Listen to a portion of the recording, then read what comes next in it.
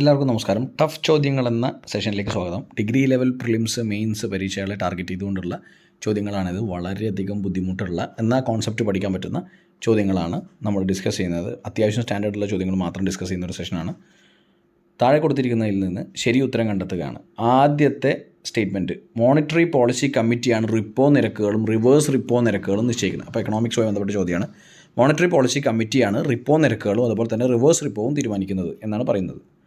2, ഈ കമ്മിറ്റിയുടെ ചെയർമാൻ കേന്ദ്ര ധനകാര്യമന്ത്രിയാണ്. രണ്ടാമത്തെ സ്റ്റേറ്റ്മെൻറ്റ്, മോണിറ്ററി പോളിസി കമ്മിറ്റിയുടെ ചെയർമാൻ എന്ന് പറയുന്നത് കേന്ദ്ര ധനകാര്യമന്ത്രിയാണ്. 3, ബാങ്കുകൾ കടം കൊടുക്കുന്നത് പലിശ നിരക്കാണ് റിവേഴ്സ് റിപ്പോ നിരക്ക്. ബാങ്കുകൾക്ക് കടം കൊടുക്കുന്ന പലിശ നിരക്കാണ്. റിസർവ് ബാങ്ക് ഓഫ് ഇന്ത്യ ബാങ്കുകൾക്ക് അങ്ങനെ ഒരു കറക്ഷൻ അതിൽ വരുത്താം. RBI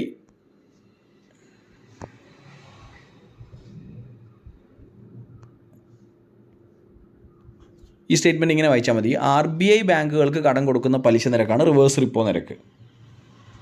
ആണോ? മൂന്നാമത്തെ സ്റ്റേറ്റ്മെൻ്റ് ആണത്.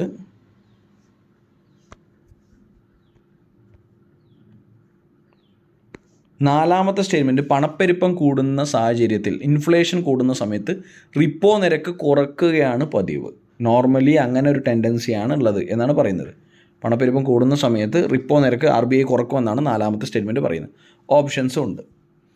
അപ്പോൾ നമുക്കിത് ഈ ചോദ്യം ഒന്ന് അനലൈസ് ചെയ്യാം. മോണിറ്ററി പോളിസി കമ്മിറ്റിയാണ് റിപ്പോ നിരക്കുകളും റിവേഴ്സ് റിപ്പോ നിരക്കുകളും തീരുമാനിക്കുന്നതെന്ന് പറയുന്നു. അപ്പോൾ അങ്ങനെയാണോ? അതെ. MPC എന്ന് പറഞ്ഞ മോണിറ്ററി പോളിസി കമ്മിറ്റി ഒരു സ്റ്റാറ്റ്യൂട്ടറി ബോഡിയാണ്. MPC 6 അംഗ ബോഡിയാണ്. ഇവരാണ് എന്ത് തീരുമാനിക്കുന്നത്? റിവേഴ്സ് റിപ്പോ നിരക്കുകൾ തീരുമാനിക്കുന്നത്. ഇപ്പോൾ ഇൻഫ്ലേഷനുമായി ബന്ധപ്പെട്ട് ഇൻഫ്ലേഷൻ കുറക്കുന്നതിന് വേണ്ടിയിട്ട്, പണപ്പെരുപ്പം കുറക്കുന്നതിന് വേണ്ടിയിട്ടുള്ളൊരു മെഷേഴ്സൊക്കെ എടുക്കുന്നത്, തീരുമാനങ്ങളൊക്കെ എടുക്കുന്ന കമ്മിറ്റിയാണിത്. ഇവരാണ് 2 മാസം കൂടുമ്പോൾ യോഗം ചേർന്ന് ഇങ്ങനെ ഒരു പോളിസി നിരക്കുകളുടെ തീരുമാനം എടുക്കുന്ന കമ്മിറ്റി. അപ്പോൾ ആദ്യത്തെ സ്റ്റേറ്റ്മെൻറ്റ് ശരിയാണ്. മോണിറ്ററി പോളിസി കമ്മിറ്റിയാണ് റിപ്പോ നിരക്കുകളും റിവേഴ്സ് റിപ്പോ നിരക്കുകളും നിശ്ചയിക്കുന്നത്. Monetary policy is the committee which decides policy rates like repo and reverse repo. 2, ഈ കമ്മിറ്റിയുടെ ചെയർമാൻ കേന്ദ്ര ധനകാര്യമന്ത്രിയാണ്. ഈ കമ്മിറ്റിയുടെ ചെയർമാൻ കേന്ദ്ര ധനകാര്യമന്ത്രിയല്ല. ആരാണ്? RBIയുടെ ഗവർണറാണ്. Governor of RBI is the chairman of the monetary policy committee.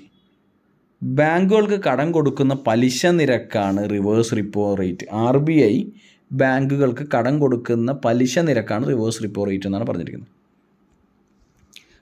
RBI ബാങ്കുകൾക്ക് കടം കൊടുക്കുന്ന പലിശ നിരക്ക് റിപ്പോ ആണ്. അപ്പോൾ ഈ സ്റ്റേറ്റ്മെൻറ്റ് തെറ്റാണ്. എന്താണ് റിവേഴ്സ് റിപ്പോ? റിവേഴ്സ് റിപ്പോ എന്ന് പറയുന്നത്